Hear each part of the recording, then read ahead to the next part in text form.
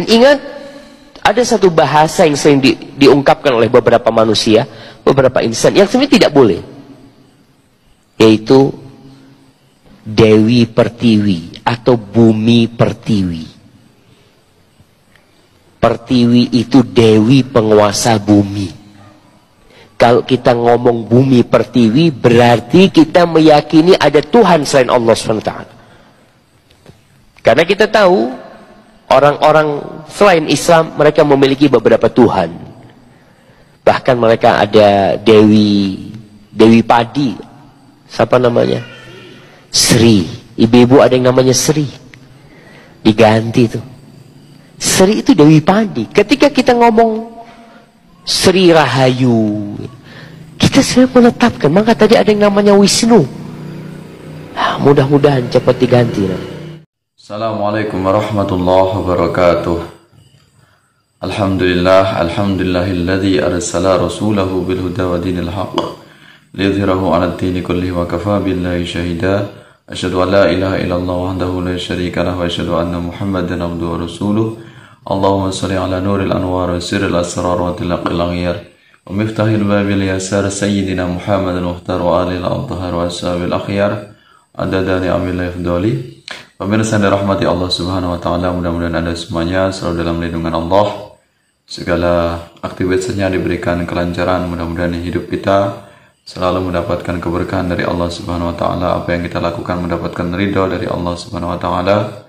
Segala amal ibadah kita diterima oleh Allah Subhanahu wa taala.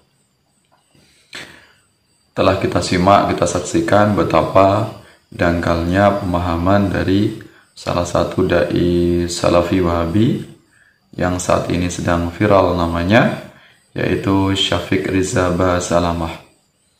Ini menandakan betapa ilmunya sangat minim sekali, sehingga setiap orang yang menggunakan nama yang itu tidak menggunakan bahasa Arab ini dianggap namanya sesat atau namanya mengandung kemusyrikan karena menggunakan nama selain Arab atau menggunakan nama dengan bahasa yaitu Sanskerta. Nah, ini menandakan bahwasanya Syafiq Riza Basalamah ini hanya memahami Islam sekedar bungkusnya saja, ya tidak memahami substansi agama, ya tidak memahami tentang substansi ajaran-ajaran Islam. Jadi seolah-olah untuk menjadi Islam ini harus menggunakan bahasa Arab. Menjadi Islam harus ngomongnya ana antum. Menjadi Islam harus berjenggot panjang. Menjadi Islam harus berjubah kemana-mana. Ya, nah ini perlunya untuk kita koreksi bahwasanya dai Salafi Wahabi ini adalah mereka penyesat umat. Ya, bukan hanya sekedar menyesatkan, tapi juga membuat provokasi, kebencian, menebar fitnah, menebar ghibah, ya sehingga saling tuduh sana sini, saling menghina. Nah, inilah kemudian yang menjadi alasan salah satu di antaranya kenapa dai Salafi Wahabi ini disebut sebagai pemecah belah umat. Ya, jadi umat ini semakin bingung, bahkan semakin takut dengan ajaran Islam, yang kita tahu ajaran Islam ini adalah ajaran yang sangat mengajarkan perdamaian, ramah dengan budaya, selagi budaya itu selaras dengan ajaran Islam. Karena kita tahu Islam bukanlah ajaran yang menggempur atau mengerus budaya. Nah, itu. Jadi tidak semuanya budaya itu harus disingkirkan, tidak semuanya budaya itu harus dimusuhi. Ya, kemudian mengimpor budaya Arab. Nah, ini betapa dangkalnya pemahaman dai Salafi Wahabi yang menyesatkan jamaahnya. Jadi dai-nya sudah tersesat, kemudian dia juga menyesatkan jamaahnya, orang yang taklid buta kepada dai Salafi yang rata-rata jamaahnya adalah orang yang awam, orang yang baru belajar agama. Nah, ini betapa parahnya ajaran Salafi Wahabi. Jadi Syafiq Riza Basalamah tadi menyarankan siapapun namanya yang tidak menggunakan bahasa Arab, namanya masih menggunakan nama bahasa Sanskerta, entah itu namanya Sri, namanya Wisnu, namanya Dewi dan sebagainya, ini harus diganti biar kelihatan Islami. Jadi kalau belum menggunakan nama bahasa Arab, ini belum dianggap Islami. Masih dalam keadaan musyrik atau melakukan kesyirikan selagi namanya menggunakan bahasa Sanskerta. Nah, ini betapa rendahnya pemahaman dai Salafi Wahabi. Nah, lantas yang benar bagaimana kita selaku umat Islam? Maka nama apapun itu, selagi nama itu mengandung kebaikan, berisi tentang doa dan harapan-harapan, maka boleh menggunakan bahasa selain Arab, yaitu bahasa asing, bahasa Sanskerta, bahasa Melayu, atau bahasa-bahasa yang lain. Selagi itu memang maknanya bagus, maka boleh-boleh saja, tidak kemudian lantas menjadi kafir, menjadi musyrik, atau namanya menjadi haram gara-gara tidak menggunakan bahasa Arab. Kenapa demikian? Karena yang menggunakan bahasa Arab itu juga tidak menjadi jaminan kalau orang namanya menggunakan bahasa Arab lantas kemudian menjadi orang baik semua. Tidak menjadi jaminan semuanya orang yang menggunakan nama Syafiq misalnya, ini orangnya pasti baik akhlaknya, belum tentu.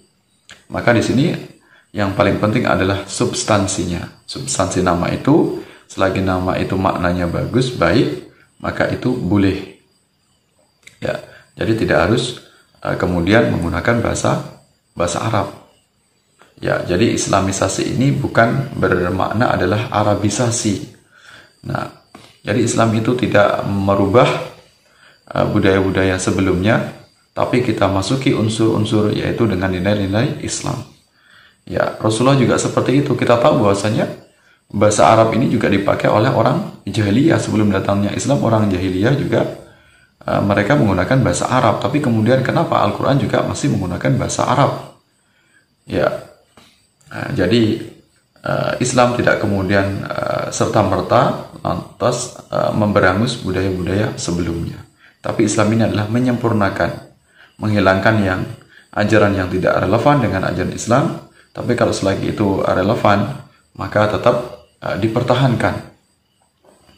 Ya, jadi bukan berarti untuk dikatakan orang yang Islami lantas mengganti namanya ya dengan menggunakan bahasa Arab. Dan kita tahu bahasa Indonesia ini sebenarnya bahasa yang perpaduan dari berbagai macam bahasa kemudian menjadi bahasa Indonesia. Jadi bahasa Indonesia ini mengalami penyerapan itu dari bahasa Melayu, kemudian bahasa Sanskerta, kemudian bahasa Arab, kemudian juga ada unsur serapan dari bahasa Latin atau bahasa Inggris. Nah, ini kemudian dia disempurnakan, akhirnya menjadi bahasa Indonesia. Nah, itu. Jadi kita tidak bisa kemudian untuk dikatakan orang Islam, kemudian kita mengganti semuanya bahasa Indonesia menjadi bahasa Arab. Tentu kita akan kesulitan. Dan tidak semua orang yang kemudian ngomong Arab ini kemudian dikatakan Islami. Buktinya orang kafir musyrik, orang jahiliyah juga mereka menggunakan bahasa Arab sebagai bahasa pengantar kesehariannya. Nah, jadi di sini untuk menandakan orang itu baik atau tidak, Islami atau tidak, dilihat dari bagaimana akhlaknya, bagaimana kepribadiannya. Jadi bukan dilihat dari namanya. Jadi jangan tertipu dengan hanya menggunakan nama bahasa Arab. Memang ada keutamaan orang menggunakan nama bahasa Arab, kemudian menggunakan nama Rasulullah SAW, memang itu juga ada hadisnya. Tapi bukan berarti menjadi sebuah hal yang wajib nama itu harus menggunakan bahasa Arab. Nah, ini. Jadi kita harus paham mana bungkus, mana substansi, mana cover, mana isi. Nah, itu. Jadi tidak bisa kemudian kita serampangan, kemudian menghina orang, merendahkan orang, membuat provokasi, kebencian, hanya gara-gara orang namanya tidak menggunakan bahasa Arab. Karena banyak orang yang memiliki akhlak yang baik, kepribadian yang baik, juga mereka tidak mesti menggunakan nama Arab. Dan tidak juga kemudian mutlak setiap orang yang menggunakan nama Arab mesti memiliki akhlak yang baik. Ini belum tentu. Jadi ini yang menjadi koreksi untuk dai-dai salafi, maka hendaknya mereka lebih santun, lebih bijak jika ingin diterima oleh masyarakat Nusantara, masyarakat Indonesia. Kita bisa belajar kepada pendahulu kita, ulama-ulama kita, ulama Nusantara, Wali Songo, yang jelas berdakwah dengan sangat santun, mencontoh dari bagaimana dakwah Rasulullah SAW. Kita masuki substansinya, kita masukkan unsur-unsur nilai-nilai Islam tanpa harus menggerus covernya, tanpa harus menggerus budayanya. Maka itu otomatis sudah menjadi Islami. Kalau ada hal-hal yang masih bertentangan dengan ajaran Islam, maka perlu juga kita hilangkan. Tapi kita juga dengan cara menghilangkan itu dengan cara beradab, dengan cara yang santun, dakwah dengan cara persuasif. Jangan memaksa, jangan menghina, jangan mencela. Kalau kita salah dalam berdakwah, salah strategi, kemudian salah metode berdakwah, tentu yang didapatkan bukanlah itu kemanfaatan, kebaikan, tapi justru akan bertambah kemudorotannya. Jadi amar ma'ruf nahi mungkar ini juga harus dengan cara yang ma'ruf, dengan cara yang santun, bukan cara serampangan, bukan cara membabi buta, bukan cara dengan kekerasan, radikalisme. Maka kalau kita diamkan lambat laun doktrin dari Salafi Wahabi ini, maka akan menggerus budaya, akan menghina budaya Nusantara yang sudah lama kita hidup di Nusantara. Jadi misinya bagaimana budaya-budaya yang ada di Nusantara semuanya harus ditumpas habis dengan memasukkan unsur budaya Arab. Nah, ini kesalahan yang sangat fatal. Maka jangan heran jika dai-dai Salafi Wahabi memaksa budaya-budaya Arab harus diterapkan di Nusantara, maka pasti akan penolakan di mana-mana. Maka kita harus paham di mana bumi dipijak, maka di situ langit harus kita junjung. Kita harus santun, harus menghargai budaya masyarakat setempat. Kita tetap berdakwah, kita masukkan nilai-nilai Islam itu tanpa harus membabat habis, merusak tatanan budaya yang ada di masyarakat tersebut. Nah, itu mudah-mudahan bermanfaat. Mudah-mudahan dai Salafi Wahabi bisa menambah ilmunya, menambah pengetahuannya, sehingga tidak memahami ajaran Islam hanya sekedar bungkusnya, sekedar covernya, sehingga mereka tidak paham dengan substansi ajaran Islam itu sendiri, yang menyebabkan akhirnya Islam ini menjadi gersang, Islam itu menjadi garang, Islam itu menjadi kejam, Islam itu menjadi radikal. Nah, ini yang akan merusak tatanan masyarakat. Justru itu juga akan merusak ajaran Islam. Jadi Salafi Wahabi ini lambat laun kalau kita sadari, mereka ini akan merusak ajaran Islam dari dalam.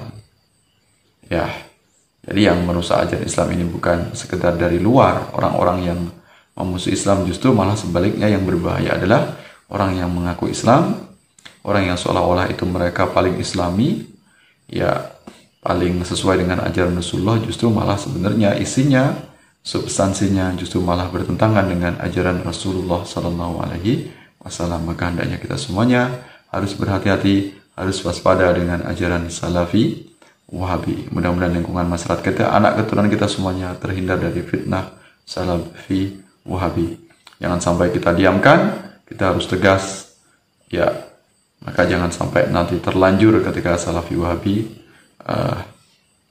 menjadi mayoritas, maka akan hancur NKRI, akan hancur negara kita, bahkan akan terjadi perang saudara. Sebelum itu terjadi, sebelum akan terjadi pertumpahan darah, sebelum budaya Nusantara dilibas habis oleh Salafi Wahabi, maka hendaknya untuk kita pertahankan, maka hendaknya untuk kita tolak doktrin Salafi Wahabi sebelum semuanya terlambat.